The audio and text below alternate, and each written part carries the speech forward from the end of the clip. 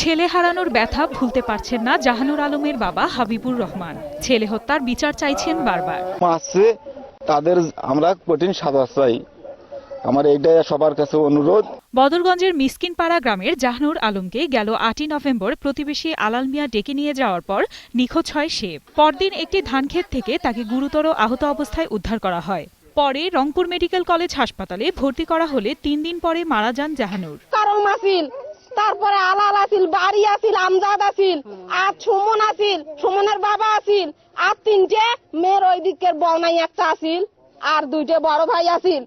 এইটুকু আমরা জানি। এরা সবাই আমার ছেলে গলায় দড়ি দিয়ে মারছে, আমরা সকালবেলা পাইছি। এ ঘটনায় মামলা হলেও অজ্ঞাত কারণে এখনো গ্রেফতার হয়নি কোনো আসামি। উল্টো খুনিরা প্রকাশ্যে প্রাণনাশের হুমকি দিচ্ছে মামলার বাদী ও স্বজনদের। হুমকি দিচ্ছে যে 2 লাখ টাকা দোষী, 3 লাখ টাকা দোষী, 5 লাখ টাকা দোষী, মীমাংসা করো।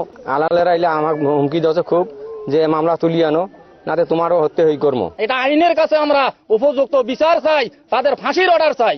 এদিকে প্রধান আসামি আলাল মিয়ার বাড়িতে গেলে তাকে পাওয়া যায়নি। 24 দিন পেরুলেও আসামি কেন গ্রেফতার হয়নি তার সুদুত্তর দিতে পারেনি পুলিশ। তবে তদন্ত চলছে বলে জানান বদরগঞ্জ থানার ওসি। আসামিদের গ্রেফতারের জন্য জোর তৎপর রয়েছে।